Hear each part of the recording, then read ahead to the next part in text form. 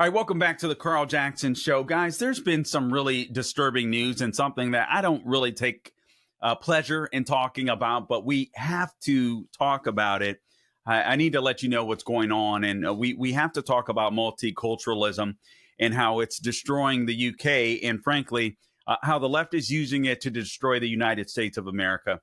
The reason why the United States of America is the greatest country that God has ever created is because we have our founding fathers that embrace Judeo-Christian values. Now, I know there's a bunch of left-wing nut jobs out there that are going to say, "Oh, they're a bunch of racists, they were xenophobes, they were homophobics, they're all this and that." But the truth of the matter is, they all know that there's no other country that they could go to that is better than the United States of America, and it's because our founders laid the foundation with Judeo-Christian values. They gave us a Constitution, Bill of Rights, and those are very important. They're extremely important. The First Amendment, in particular, is very important. If you can't fight for free speech, you can't speak freely. I mean, or if you can't speak freely, I should say, you can't fight for free speech. How can you grow if you're not able to have free and open debates in society? It simply can't happen. And where I want to go with this is I want to talk about this cover up of these. And guys, I'll ask you right now and tell you this is sensitive. This is a sensitive topic. You have any kids around, remove them, because we're going to be talking about the cover up of these horrendous sex crimes that have been occurring with children in the UK. And I'm going to tie that in to the New Orleans terrorist attack. And why we cannot stand for multiculturalism inside of the United States. All right, so multiculturalism does not work in the United States. It's the reason why, it's what makes the United States so great. You can come from anywhere in the world. It doesn't matter where you come from. It doesn't matter your skin color. But once you come to the United States, you know, I know there's subcultures that exist. You know, some Latinos will hang out with Latinos, whites the same, blacks the same. That's fine. But we all exist under the American umbrella, and we'd always come together as one country if tragedy strikes or just for the sake of uniting, for the sake of sharing common values and shared values. We're American first. We're not Latinos first. We're not blacks first. We're not whites first. We're Americans first. That's the only way this works. If we try to adapt different cultures that don't accept Judeo-Christian principles, Carl, why Judeo-Christians? We're not a theocracy. Of course we're not a theocracy. Do you see Christians and Jews telling people they have to follow their religion? Yes, they may proselytize. That's because they believe that our faiths will bring people to heaven. So, hey, that's fine. But we don't forbid other people from talking about their faiths. But there's some things that we can't implement. We can't implement different things or different values that run contrary to the Constitution, that run contrary to the Bill of Rights. And that's what, sadly, that is what the Islamic faith does. The Islamic faith is, many in the Islamic faith are radicalized. I know it's not a comfortable conversation, but it's a conversation that we have to have. It's a conversation that we have to have. Now, thank God, a lot of Muslim people have been Americanized. They have been Westernized, but many have not. Thus, we saw what happened in New Orleans, where it was an American citizen, American born, but he was radicalized by Islamists. And he embraced Islamic fascism. And this is an issue. This is a problem. Because if you believe in Sharia law, if you believe in the Quran, if you believe in the Hadith, right, then you're going to adhere to those beliefs. You're going to believe that Americans, Christians, Jews, Catholics, Mormons, we're all infidels. That's very important. Brings me to this topic really quick. Free speech. What happened this week with Mark Zuckerberg coming out and saying, listen, he's going to restore free speech on his platforms. This is great news. I do believe that he needs to repent. God knows, I've been stagnant on Twitter. On Facebook for years because of the censorship that exists there. So I think he owes some apologies, and I think he owes us some followers, frankly. But I'll take it. I think he's pandering for political expediency. I think in part this is a business move. Many people are saying, listen, this guy, it's been a long time coming, but he's had a change of heart. He's seen the Twitter files, despite the Zuckerbucks that he used to try to destroy Trump in 2020. But he's come and he's seen the light. But maybe he has. I'm going to give him the benefit of the doubt, because one thing that he has seen that the more that he's acquiesced to the Biden administration, he admits that the more he's done that, the more other countries demand that he acquiesces to them, and he doesn't want to do that. So he's moving.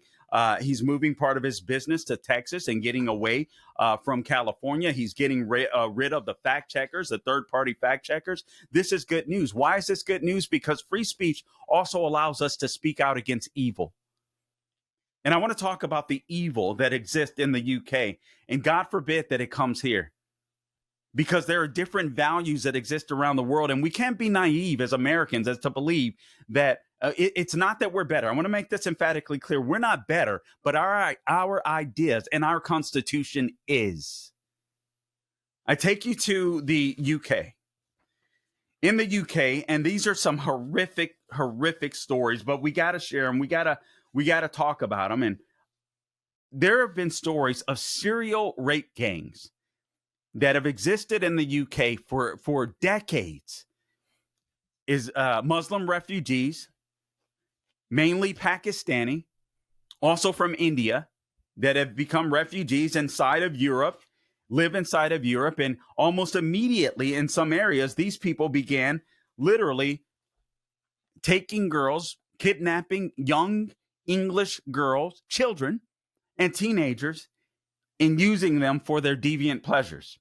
The Free Press reported, here's a summary: the grooming and serial rape of thousands of English girls by men of mostly Pakistani Muslim background over several decades is the biggest peacetime crime in the history of modern Europe.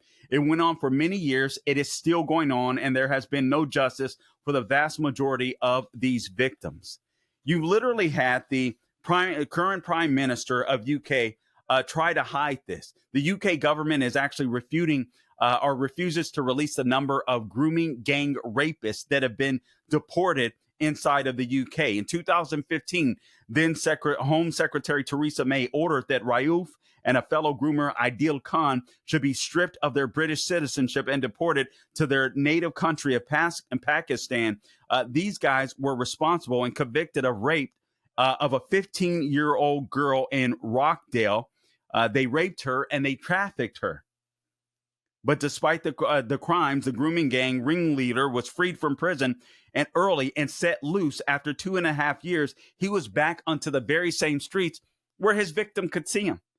But when Theresa May wanted to revoke his citizenship and deport him, well, the government's efforts were stymied. Hat tip Breitbart after the pair announced, because it was two of them, renounced their Pakistani citizenship, and they launched a series of taxpayer-funded appeals claiming that it would violate their human rights to be deported to their homeland. So for the sake of political correctness and multiculturalism, because what the UK is trying to do is prove that a multicultural society can exist, they didn't deport the guy. He used their own political correctness against them. And that's what other Muslims in this country, sadly, are doing. The entire British system has been corrupted. They've been involved in the cover-up. That includes the current prime minister of the UK as well. It's absolutely been astonishing. I mean, I can tell you stories. Some of the stories are so graphic of what's been done to some of these girls, 10, 12, 15 years old. One girl went to report a sexual assault by one of the refugees to the police. When she went into the police station, two men inside of the police station, after she was ignored, took her, did the same thing to her, and dropped her off. A passerby comes by, offering to help her out, that happens to be another refugee, and proceeds to do the same thing. This is just one story. Not only were the victims and their parents ignored, local police ignored the story, social workers ignored it. Social workers were intimidated into silence, as a matter of fact. Local police ignored it. Again, even bedded pedophile rapists across dozens of cities. Senior police and home office officials deliberately avoided, hat tip the Free Press, avoided action in the name of maintaining what they call community relations, all in the name of multiculturalism. British officials covered up mass gang rapes of children.